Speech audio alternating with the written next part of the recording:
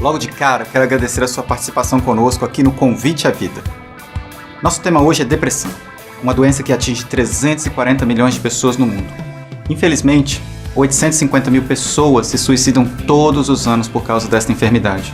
No Brasil, há 13 milhões de pessoas com depressão. Muitas sofrem em silêncio, sem procurar ajuda. Por quê? Por que as pessoas relutam em pedir ajuda? Para nos ajudar a compreender e tratar a depressão, trouxemos um psiquiatra. Edson Lanes é também psicanalista com vasta experiência. Após o intervalo, você verá o que ele tem a dizer. Fique com a gente.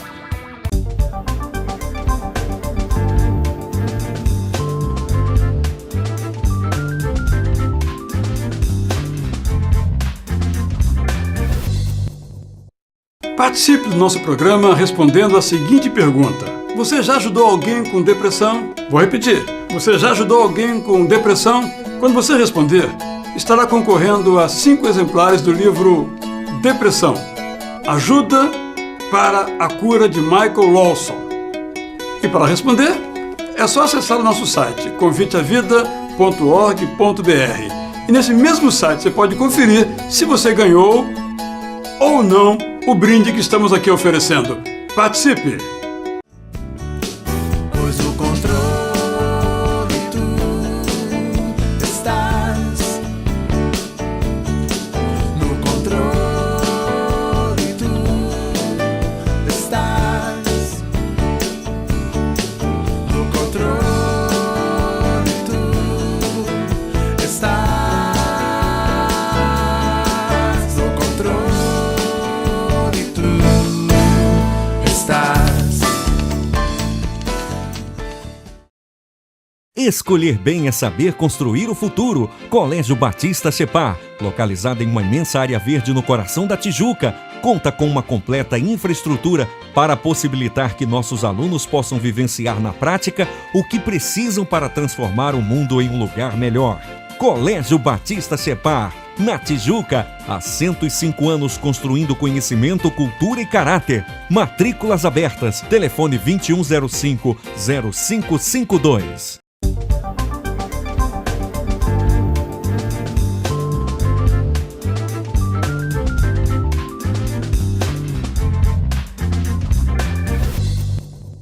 Convite à Vida tem hoje a alegria de receber o Dr. Edson Lanes, a quem então dou as boas-vindas. Obrigado, Edson, aqui por participar desse programa e certamente trazer muitos esclarecimentos, trazer muita luz sobre as doenças emocionais. Você sabe que a essa altura da minha vida, isso é uma experiência inédita, ela é completamente nova. E te agradeço porque, por que não viver as coisas novas mesmo depois de um longo período de vida? Você também conhece o meu ofício é principalmente ouvir. E aqui eu estou sendo convidado a falar. E, mais grave ainda, falar para uma pessoa que eu não estou vendo.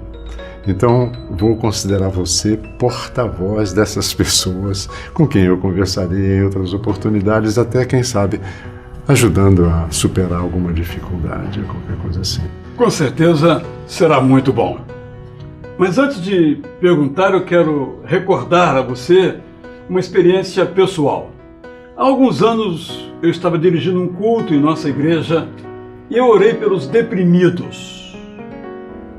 Eu não sei o que eu disse, mas no final do culto um homem me procurou e me disse: Israel, depressão é uma doença. Este homem era um psiquiatra e esse psiquiatra está agora aqui diante de mim. Edson Lanes. Edson, melhorou a percepção dos profissionais, do público em geral, em relação aos transtornos emocionais, sobretudo a depressão, ou ainda estamos com muito caminho a percorrer nesse sentido? Eu não diria que melhorou, eu diria que se ampliou essa percepção. Toda ampliação de uma percepção também envolve algumas distorções. Mas quais são os campos que cuidam dos transtornos emocionais ou da vida psíquica?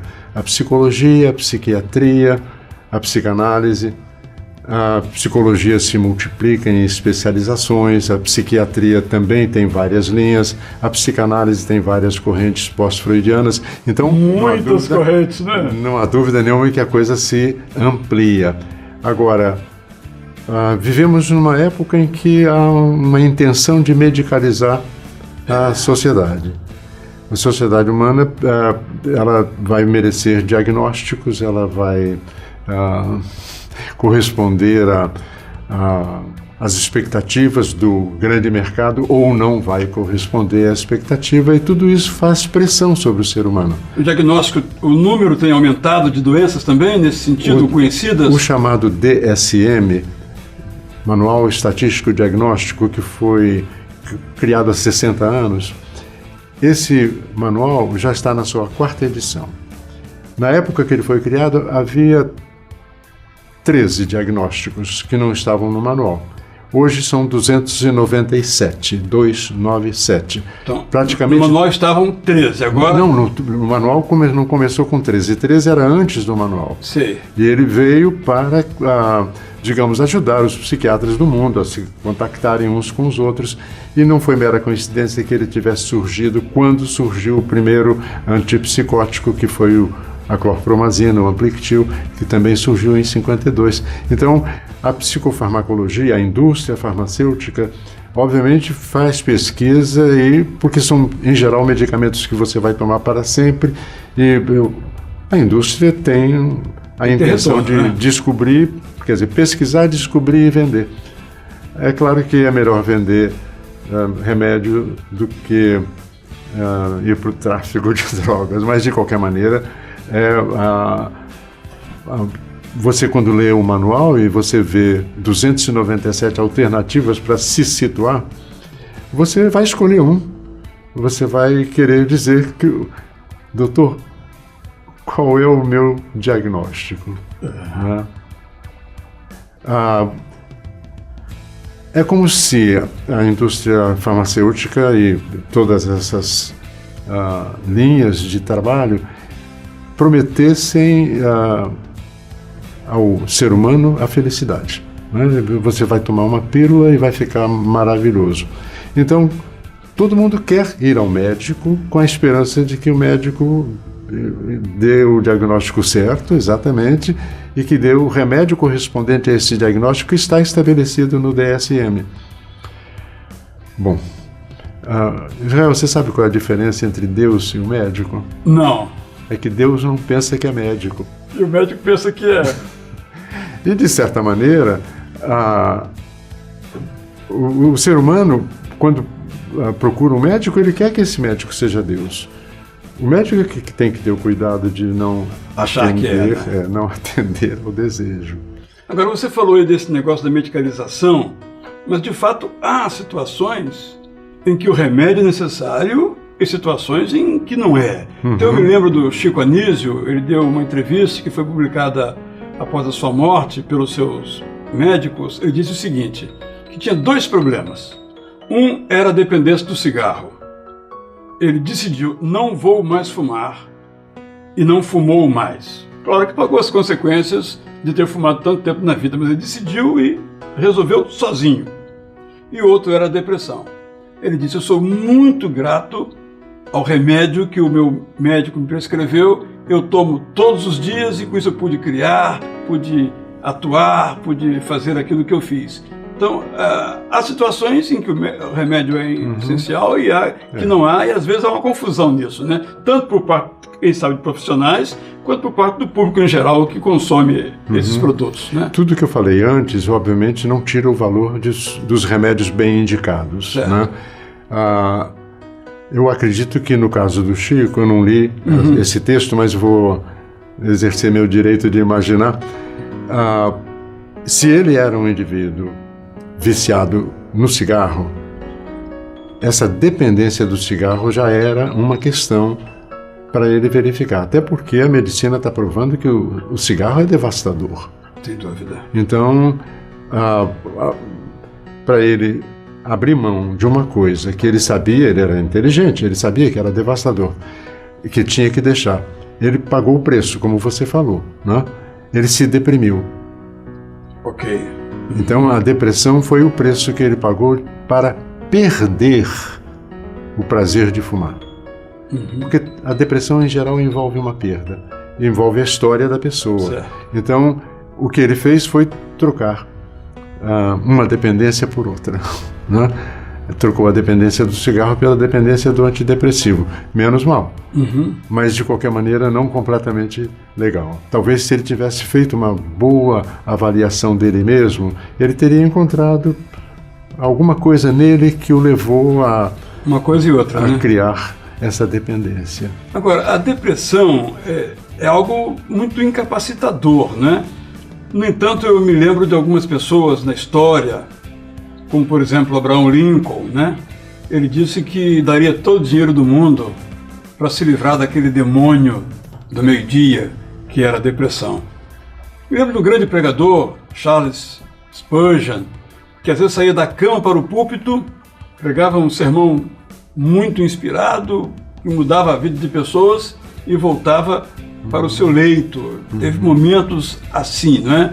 Que a depressão tem esse poder também de nos incapacitar, mas que devemos enfrentá-la, não é isso?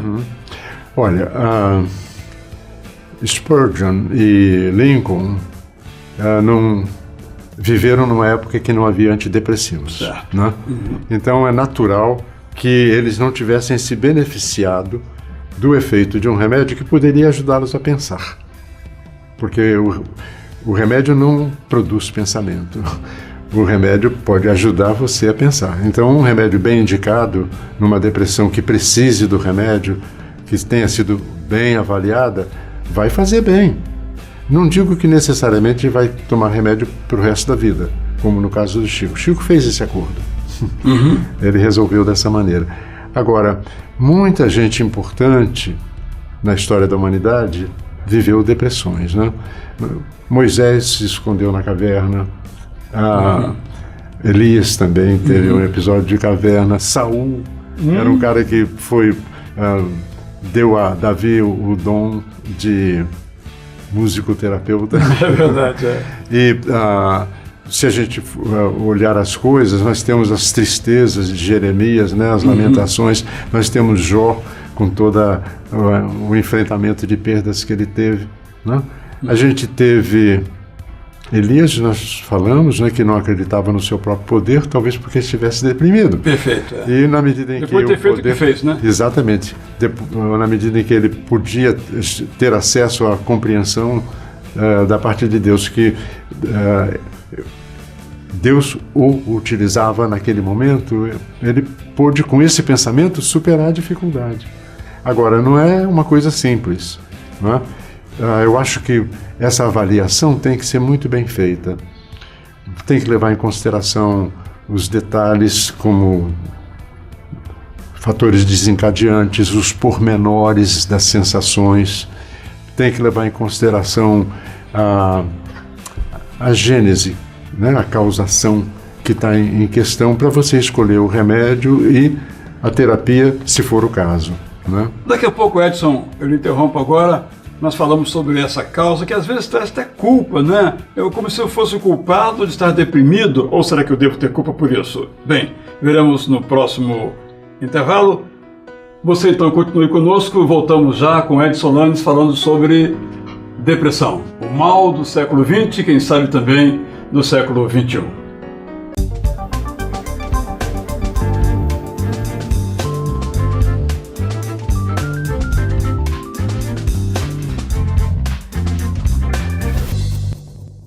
Participe do nosso programa respondendo a seguinte pergunta: você já ajudou alguém com depressão? Vou repetir. Você já ajudou alguém com depressão? Quando você responder, estará concorrendo a 5 exemplares do livro Depressão, Ajuda para a Cura, de Michael Lawson. E para responder, é só acessar o nosso site, conviteavida.org.br. E nesse mesmo site você pode conferir se você ganhou ou não o brinde que estamos aqui oferecendo. Participe! Escolher bem é saber construir o futuro. Colégio Batista Separ, localizado em uma imensa área verde no coração da Tijuca, conta com uma completa infraestrutura para possibilitar que nossos alunos possam vivenciar na prática o que precisam para transformar o mundo em um lugar melhor. Colégio Batista Separ, na Tijuca, há 105 anos construindo conhecimento, cultura e caráter. Matrículas abertas. Telefone 2105-0552.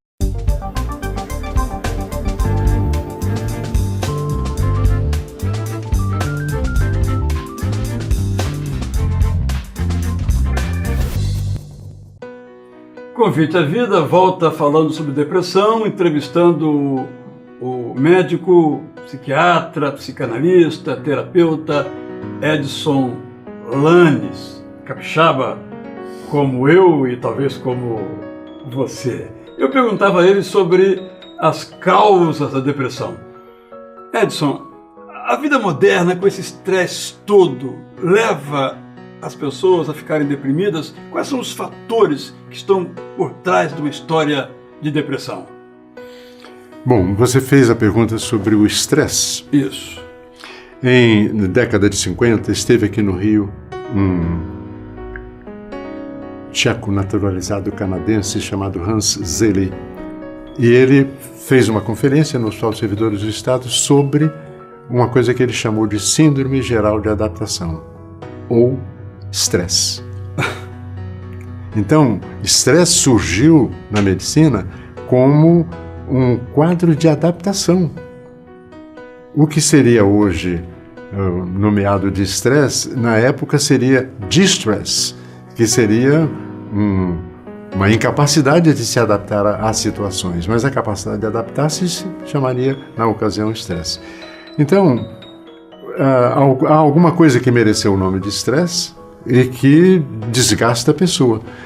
A gente tem os traumas cumulativos, aqueles que se sobrepõem, como se fosse lesão de esforço repetitivo, mas no campo emocional.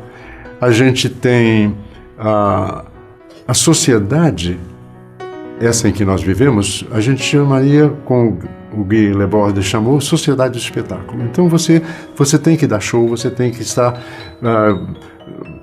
visível e lindo e alegre, esfuziante. Então o que faz acontecer com as pessoas que não estão assim? Elas parecem deprimidas. Então, nesse sentido, a depressão, e aí é uma depressão simples, não é uma depressão grave, a depressão grave você percebe, Israel, é uma coisa fortíssima no indivíduo. O indivíduo não quer nada, ele não quer nem se tratar. Uhum. Ele está absolutamente, digamos assim, entregue a qualquer coisa que possa parecer morte para ele. Certo. Essa depressão grave, como as depressões menos graves, elas têm uma causa provavelmente comum, que é o sentimento de perda de alguma coisa. Então, numa sociedade que propõe a você uma performance, se você não tem a performance, você perdeu. Uhum. Você é um perdedor. Por que se chama de perdedor uma pessoa que... Por que se chama de covarde uma pessoa que está sofrendo? Uhum. A gente perdeu o direito de ficar triste, por exemplo. E muitos confundem tristeza com depressão. Então, mas são diferentes. Por causa disso, porque a tristeza vai na contramão desse mundo esfuziante. Então ela pode ser positiva. Claro, e vou mais longe. Algumas vezes a depressão, eu vou usar até a palavra luto. Sim. O luto traz dentro dele o germe da superação. A pessoa vai sair dessa depressão até sem remédio, até sem tratamento. Às vezes até com um toquezinho de um amigo oportuno, foi o empurrão necessário. Então existe desde a depressão grave, essa que vai levar à morte, entende? Por causa do suicídio, até uma depressão leve que traz dentro dela mesma o germe da sua cura. Então, no caso especificamente, as pessoas ficam um pouco confusas, né? Eu devo procurar um psicólogo, devo procurar um psiquiatra, se eu for lá vai me dar remédio. Há uma série de estereótipos também em relação a isso. Eu vou lá no psiquiatra, no psicanalista, ele vai só me ouvir. Você falou no começo que você é o Sou mais ofício a osso do que escutar, eu vou lá, vou pagar pro camarada durante 50 minutos, ficar me ouvindo, depois bora para casa. As pessoas também não lidam bem com essas profissões, né? Mas Edson? você sabe que já foi pior.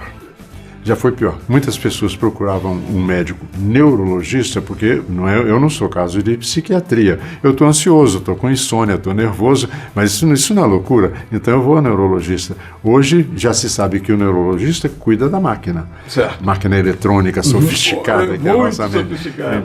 As neurociências vão se dedicando a pesquisas incríveis. E realmente a ciência está atenta. A década passada foi a década do cérebro. Não sei se você se lembra dessa frase que foi colocada, 90 a 2000. Então, porque as neurociências vão descobrindo coisas e tal. Agora, se você quer apenas uma avaliação superficial, você pode procurar um psicólogo. Porque se ele for tratar, e a especialidade aí seria a psicologia clínica, eu falei que a psicologia tem várias especialidades, né? Então, a psicologia clínica, se esse psicólogo clínico tiver uma boa formação, ele vai ajudar essa pessoa. Mas se ele não tiver uma formação, que eu diria necessária, complementar, para quem cuida do outro, né? Em psicanálise, se ele não tiver feito uma boa análise, se ele não se conhecer bastante, ele pode até ajudar um pouco, mas vai, às vezes, patinar um pouco. Agora, eu diria a mesma coisa para o psiquiatra. O psiquiatra que apenas quer classificar uma doença e passar um remédio, ele é pouco para aquilo que a pessoa precisa. Pode tornar a pessoa dependente do resto da vida também, No né? caso, sim, mas essa dependência já estava antes dentro da pessoa. Ok. É uma dependência larvar que vai, de repente, virar a borboleta. Certo. Mas vamos pensar aqui no nossa telespectadora que acha que tem depressão, ou que já não consegue mais aquela alegria de viver, de se levantar. O que você recomenda para uma eventual pessoa nessa condição, agora conosco em nosso programa? Bom, eu tenho que dizer que tem que procurar um psiquiatra para avaliação de eventuais componentes físicos que podem se beneficiar de algum remédio. E o ideal seria que ele também fizesse uma avaliação psicológica, que ele recapitulasse a história da vida dele, as perdas que ele sofreu ao longo da vida, perdas que deixaram marcas que são cicatrizes, que vão se ressensibilizar nas perdas atuais. Então, que ele pudesse fazer uma boa avaliação para essa indicação. Uma última pergunta, Edson, é a seguinte. Com o passar do tempo, na sua perspectiva, observação, nós seres humanos, individualmente pensando, eu, você, vamos ficando mais experientes, nós vamos lidando melhor com a vida ou, às vezes, pior com a vida, com mais mágoas, mais tristezas, menos alegrias, menos compreensão do outro? Como é que você avalia o nosso desenvolvimento pessoal em relação a isso, que é o que importa, que é que vai trazer alegria de viver e prazer em viver? Eu quero colocar, antes de responder essa pergunta, só um elemento que é necessário.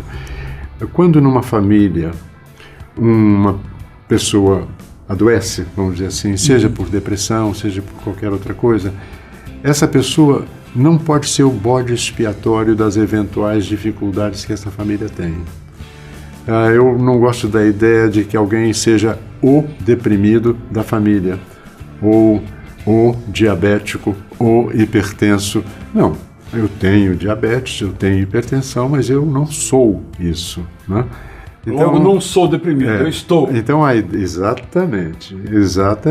Então, nesse caso, eu estava pensando, né, que se a família acolhe e até se pergunta por que ele foi o elo frágil que fez aparecer uma inquietação que talvez seja de todos nós. Isso vai ser bom para o paciente, vai ser bom para a família.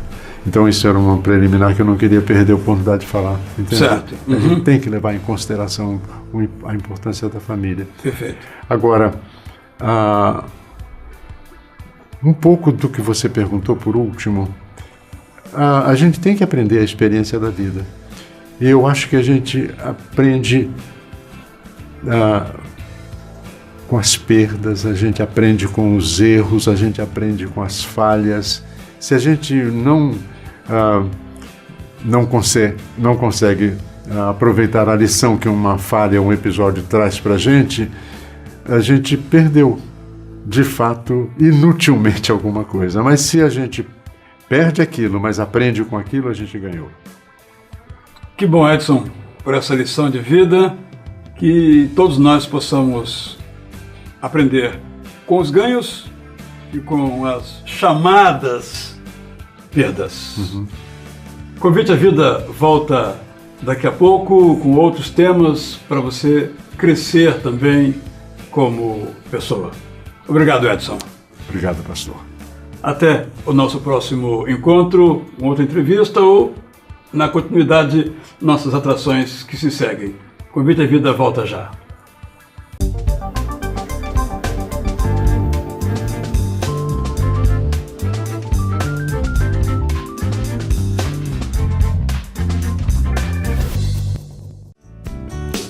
Pois o controle tu estás, no controle tu estás, no controle tu estás, no controle tu estás. Escolher bem é saber construir o futuro. Colégio Batista Separ, localizado em uma imensa área verde no coração da Tijuca, conta com uma completa infraestrutura para possibilitar que nossos alunos possam vivenciar na prática o que precisam para transformar o mundo em um lugar melhor. Colégio Batista Separ, na Tijuca, há 105 anos construindo conhecimento, cultura e caráter. Matrículas abertas. Telefone 2105-0552.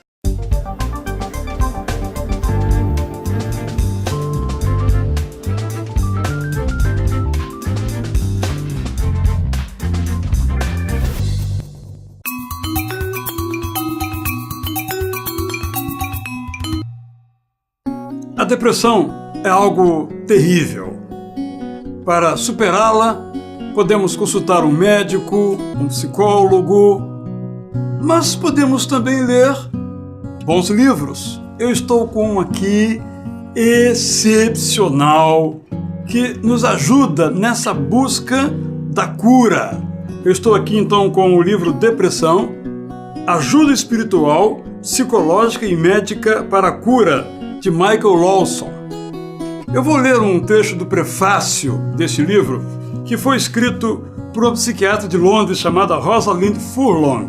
Ela escreveu o seguinte: a depressão é algo excepcional. Entre todas as experiências mais dolorosas da vida, nenhuma é tão perturbadora. E ela então recomenda fortemente esse livro pelo conhecimento que ele tem, pelo encorajamento que ele oferece. Agora eu leio a parte final do livro em que o autor, que é um conselheiro inglês, Michael Lawson, escreve de uma maneira bastante sensível a que podemos compreender a realidade da depressão.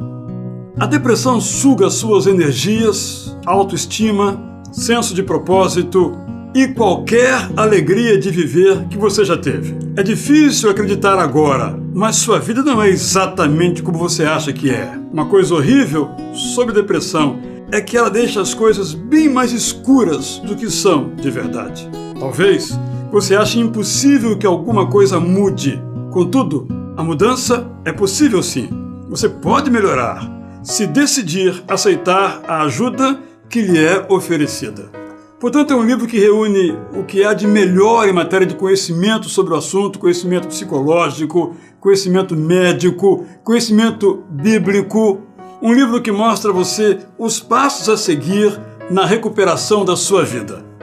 Eu recomendo esse livro porque não é meramente um livro de autoajuda. É um livro que, de fato, ajuda você a dar os passos em busca da cura, da restauração, do valor da vida para você, para uma vida que vale a pena. Porque Uma pessoa vale pelo que diz, diz pelo que pensa, pensa pelo que lê. Por isso eu fortemente recomendo para você que está com depressão, para você que tem um familiar com depressão, esse livro publicado pela editora Shed, de Michael Lawson, Depressão, Ajuda Espiritual, Psicológica e Médica para a Cura. Boa leitura para você. Se você anda meio triste, que tal uma viagem?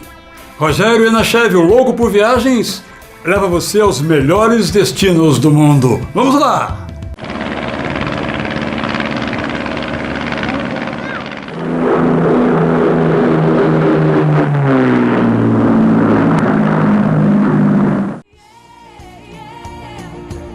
Olá, você que é um louco por viagens como eu quero te dizer que o destino mais procurado pelos brasileiros hoje no exterior é os Estados Unidos, um país com 50 estados, e quando eu penso neles vem na minha cabeça as suas principais cidades: Los Angeles, São Francisco, Las Vegas, Miami, Orlando, que é a sede onde ficam os parques da Disney e do Universal Studios.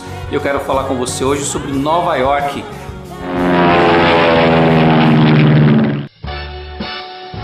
Quando eu penso numa cidade como Nova York, é o tipo da cidade que você tem que conhecer pelo menos uma vez na sua vida.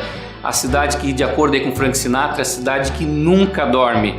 Eu penso nos vários passeios que tem por lá, como Estátua da Liberdade, Wall Street, onde fica a região do Downtown, onde a gente tem ali as antigas Torres Gêmeas, o Times Square, que é um dos lugares mais impressionantes que eu conheço na minha vida. Você tem que conhecê-lo de manhã e à noite, show de imagens e de cores que você encontra por lá, Rockefeller Center, o Central Park, passeio de charrete, enfim, vários lugares. Agora, eu queria te deixar algumas dicas específicas de um louco por viagens. Por exemplo, ninguém fala do zoológico de Nova York, um lugar simpático. Você vai ver o urso branco, então pertinho ali da Apple, que já é uma outra atração para você conhecer. A loja da Apple é maravilhosa com suas escadarias de vidro. Você vai conhecer o zoológico. Falando em gastronomia, duas dicas legais para você. Carmine's, você vai comer por $30, 3 pessoas, um prato de macarrão desse tamanho que você está vendo na tela agora aí. Olha só que delícia. E a outra dica é você comprar um lanche ou um pedaço de pizza e sentar nas escadarias vermelhas ali do Times Square e ficar admirando aquela paisagem maravilhosa. Meatpacking, Little Italy, Chinatown, fazer compras no Woodbury, enfim, são as coisas que você deve fazer em Nova York. São várias companhias aéreas que te levam até ali. Você viaja com a nossa TAM, que é uma companhia brasileira. Você pode usar American Airlines, United, Continental, a Delta, enfim, várias possibilidades para você chegar até o continente norte-americano. Para viajar até lá, necessário passaporte válido e visto americano, o famoso visto americano, que está até mais fácil de tirar hoje em dia. Para isso aí, procura se informar na internet qual o melhor lugar da cidade que você mora para você poder tirar esse visto. Tem mais programa pela frente, semana que vem eu te espero aqui, mais dicas, faça a sua pergunta, faça o seu desejo, enfim, a gente está aqui para te ajudar, porque afinal de contas todos nós temos dentro da gente um louco por viagens. It's up to you, New York, New York, New York.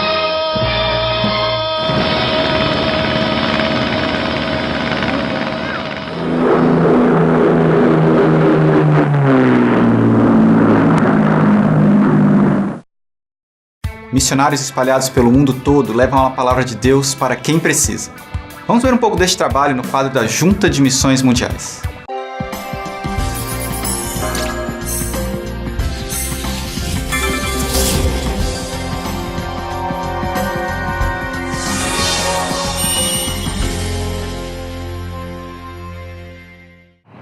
A depressão é um dos maiores males do século XXI e, segundo a Organização Mundial de Saúde, atinge hoje 340 milhões de pessoas em todo o mundo. 75% das pessoas afetadas não recebem tratamento adequado e, por consequência, acontecem 850 mil suicídios por ano em todo o mundo. Atualmente, a depressão é apontada como a 5ª maior questão de saúde pública pela Organização Mundial de Saúde e até 2020 deverá ser a 2ª maior questão de saúde pública no mundo. O deprimido passa por profunda tristeza, pessimismo, autoestima baixa e, segundo a pesquisa, a depressão é mais comum em países pobres do que nos países ricos. A depressão também pode passar pela insatisfação com o outro, com o mundo, com o próprio corpo, com a vida. e então mudar se torna um imperativo. Mas o que quero mudar em mim? São muitas as respostas para essa pergunta e com certeza tem muita gente sofrendo de depressão porque gostaria de ver uma mudança em sua própria vida e nada acontece. Para ver uma mudança em sua casa, em sua família, em você mesmo, de dentro para fora, é preciso que haja investimento. Muita gente hoje investe na evangelização de pessoas que elas sequer viram ou conheceram. Esse tema, mudança, faz parte da vida dos cerca de 700 missionários da Junta de Missões Mundiais, que atuam em mais de 60 países. Como, por exemplo, o que está acontecendo agora na Colômbia. Através de um programa educacional, os missionários brasileiros estão levando mudança de vida a centenas de crianças e seus familiares. Então, fique ligado porque isso é o que você vai ver no vídeo que passaremos agora.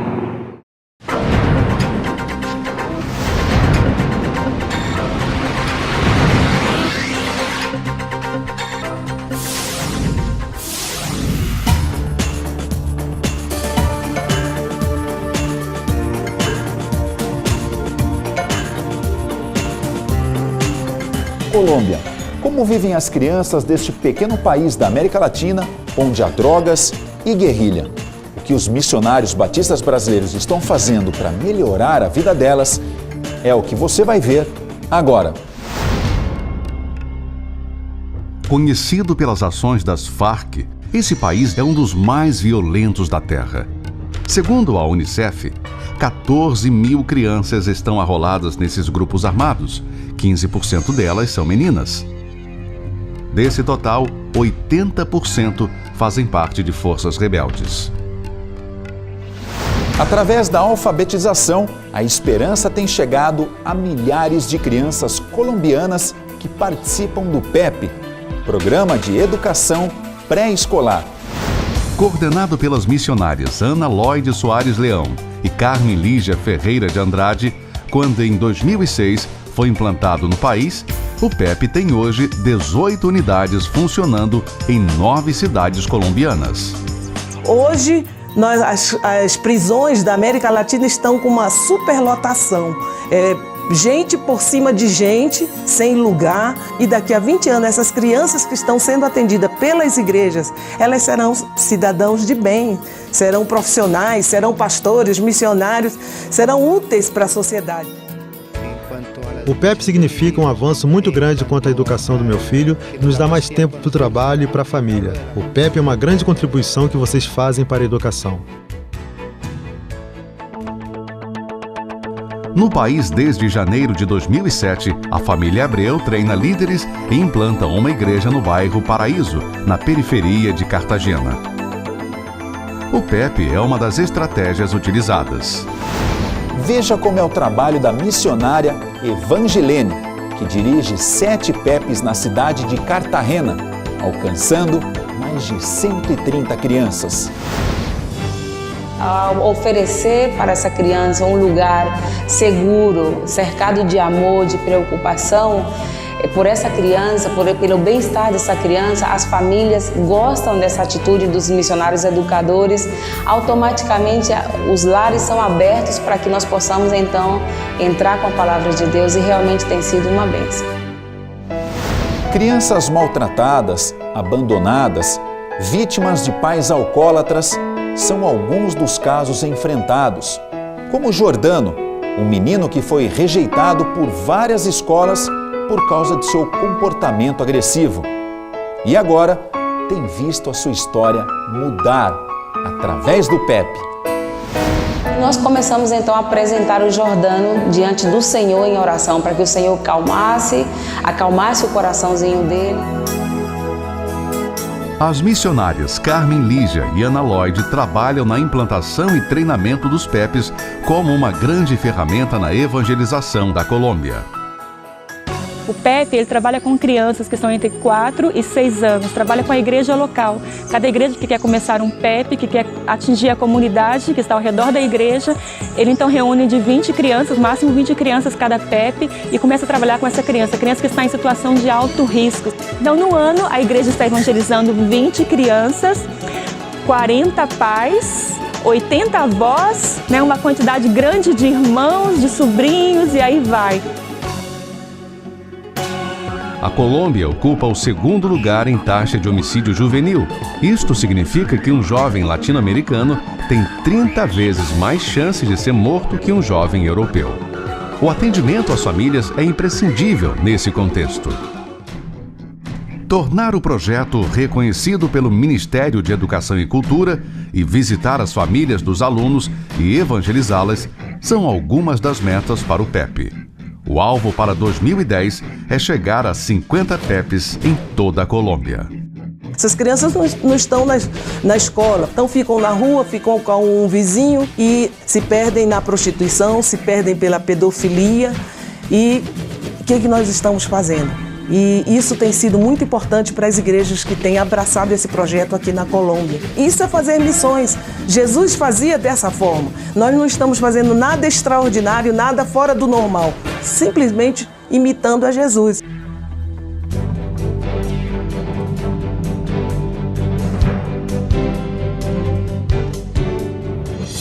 Assuma um compromisso diário de oração pelos missionários, pelos professores e pelos alunos e seus familiares. E através do programa de adoção missionária, você pode contribuir para a evangelização do povo colombiano com ofertas mensais a partir de R$20 ou enviar uma oferta específica nesta ocasião.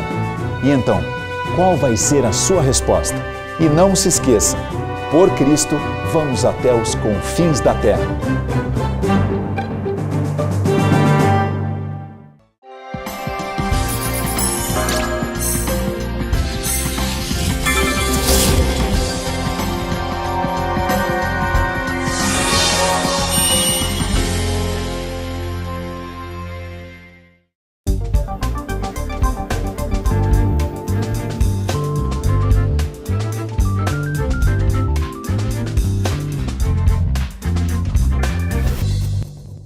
Participe do nosso programa respondendo a seguinte pergunta: você já ajudou alguém com depressão? Vou repetir. Você já ajudou alguém com depressão? Quando você responder, estará concorrendo a 5 exemplares do livro Depressão, Ajuda para a Cura, de Michael Lawson.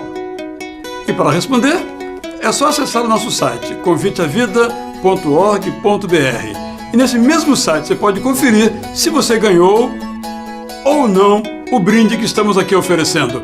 Participe! Escolher bem é saber construir o futuro. Colégio Batista Cepar, localizado em uma imensa área verde no coração da Tijuca, conta com uma completa infraestrutura para possibilitar que nossos alunos possam vivenciar na prática o que precisam para transformar o mundo em um lugar melhor. Colégio Batista Cepar, na Tijuca, há 105 anos construindo conhecimento, cultura e caráter. Matrículas abertas. Telefone 2105-0552.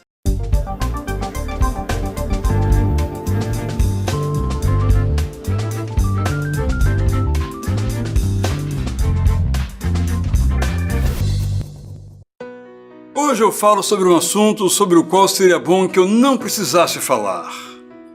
Mas, infelizmente, eu preciso falar.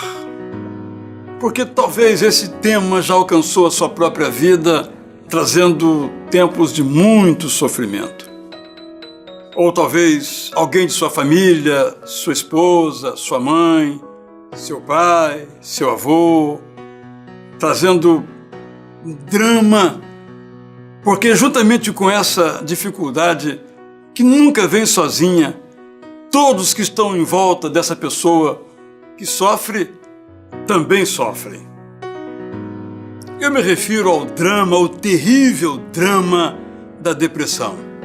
Drama que o profeta Elias, 9 séculos antes de Cristo, experimentou de um modo doloroso, como toda depressão é.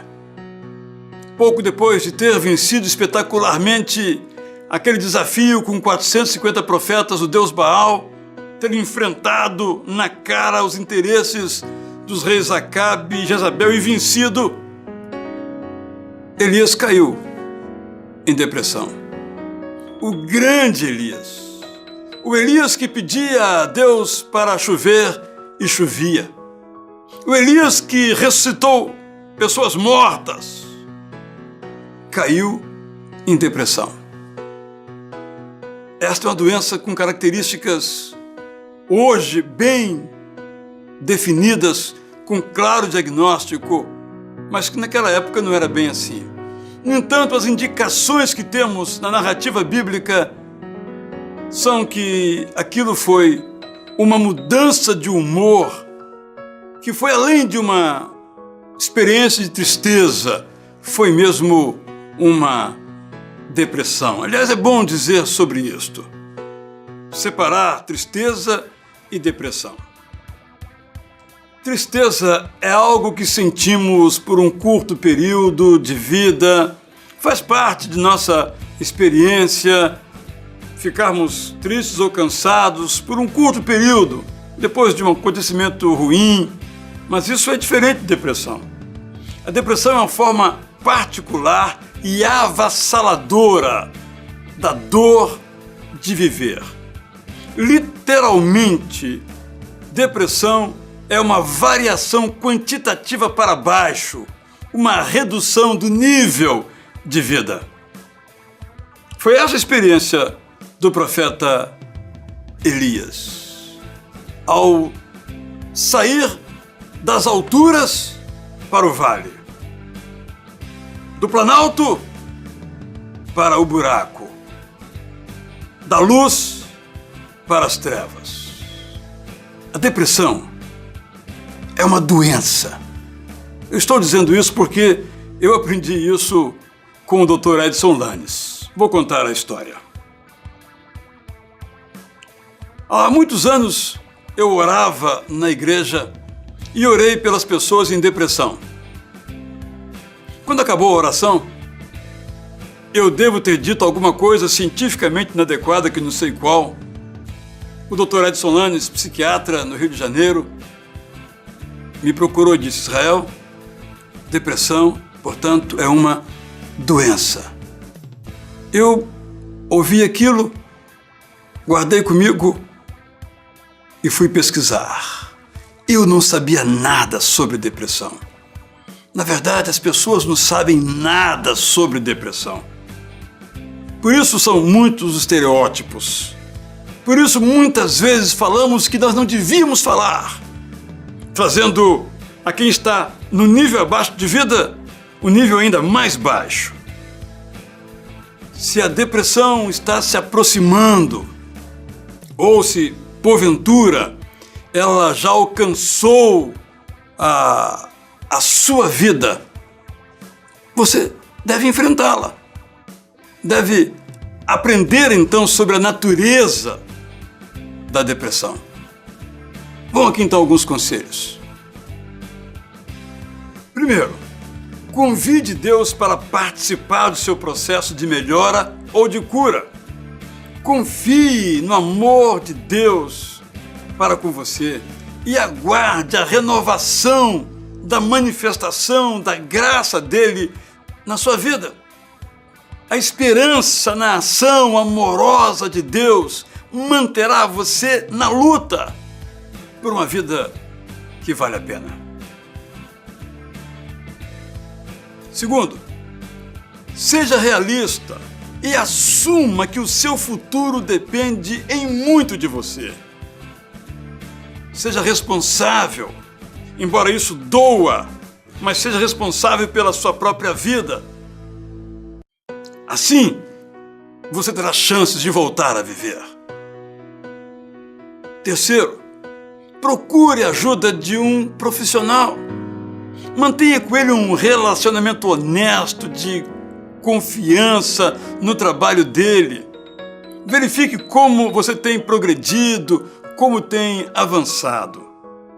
Segundo os estudos, um tratamento adequado ajuda em 80%, ou seja, 80% das pessoas que sofrem, quando procuram ajuda, alcançam a vitória. Quarto, lembre-se que você não tem culpa de estar deprimido ou deprimida. Eu sempre dou o exemplo das outras doenças. Se alguém tem uma doença física, seja ela uma otite, seja algo no seu coração, por exemplo, ele é culpado da sua enfermidade? É claro que não. De igual modo, a depressão não é algo que conscientemente nós produzamos. Acontece. E se você ler livros sobre o assunto, vai descobrir que grandes homens na política e na religião eram depressivos. Vou dar alguns nomes que talvez surpreendam a você. Abraham Lincoln, o maior presidente da história americana, uma vez se referiu à sua depressão com as seguintes palavras: se a miséria que eu sinto fosse igualmente dividida entre cada membro da raça humana, não haveria sequer um sorriso em toda a Terra. Outro, William Cowper, grande poeta, grande escrevedor de hinos. Ele sofria de uma depressão crônica. Ele passou parte da sua vida desejando morrer. Outro exemplo, Charles Spurgeon, o príncipe dos pregadores, considerado um dos maiores pregadores de todos os tempos do mundo cristão.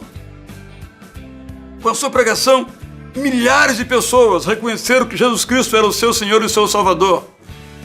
Spurgeon sofreu de depressão a maior parte da sua vida.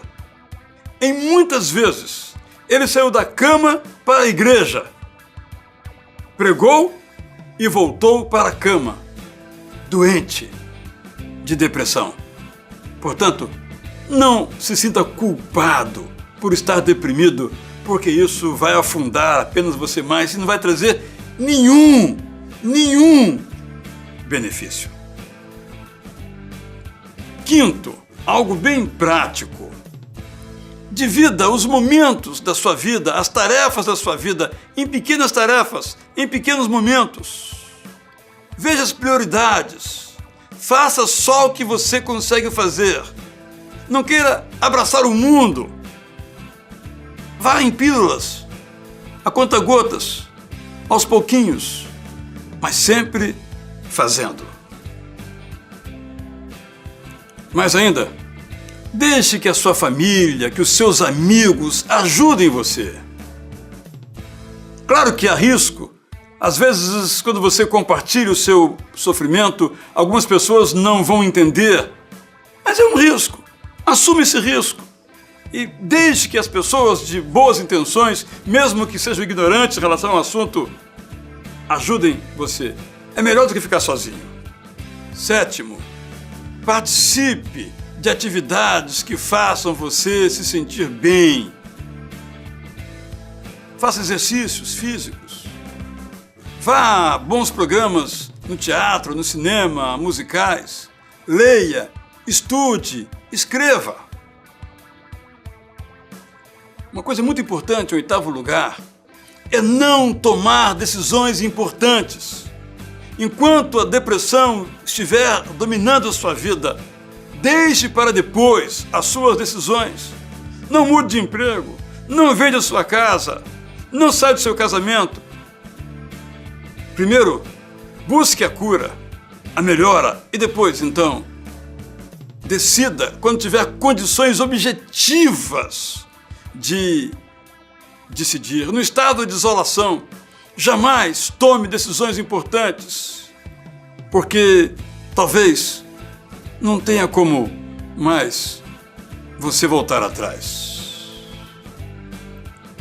Nono conselho: mantenha a certeza de que você pode contribuir para o bem-estar de outras pessoas. Você está deprimido, mas não está acabado. Você ainda poderá ajudar muitas pessoas. Pessoas que você, com a sua experiência, pode ajudar a sair da caverna. Como você vai sair? Décimo, tenha em mente que a mudança do seu estado de ânimo leva tempo. Não acontece num passo de mágica de uma hora para outra. Então persista, num caminho de progresso, mesmo que lento, mesmo que haja retrocesso. Retroceda e avance. Agora então a minha última sugestão. Tome essa experiência de depressão como uma oportunidade para você crescer emocionalmente, espiritualmente.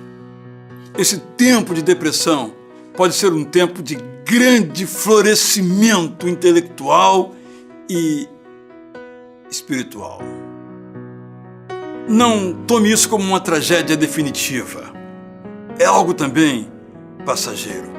Porque toda experiência de sofrimento, e a depressão é uma das formas mais agudas de sofrimento, toda experiência pode ser usada para o bem, para tornar seus amigos, nos tornarmos pessoas melhores. Use este momento como uma oportunidade de crescimento. Agora então eu quero orar por você. A minha oração, que eu faço ao Deus de toda consolação, é que Ele fortaleça você nesse momento da sua vida, nesse momento de desolação, nesse momento de sofrimento, nesse momento de depressão, nesse momento de desânimo. Que Ele mesmo pegue você pela sua mão e levante você. Que Ele que está ao seu lado, porque Ele nunca nos abandona, possa fortalecer você, de tal modo que fortalecido você se levante como Elias saiu da caverna, para fazer aquilo que é bom e agradável. A minha oração é que Deus faça isso. E a você eu peço que confie que Deus pode tirar você do vale de sombras onde você se encontra. Esta é a minha oração. Oração que eu faço em nome de Jesus. Que você possa me ouvindo agora dizer, onde você estiver, amém.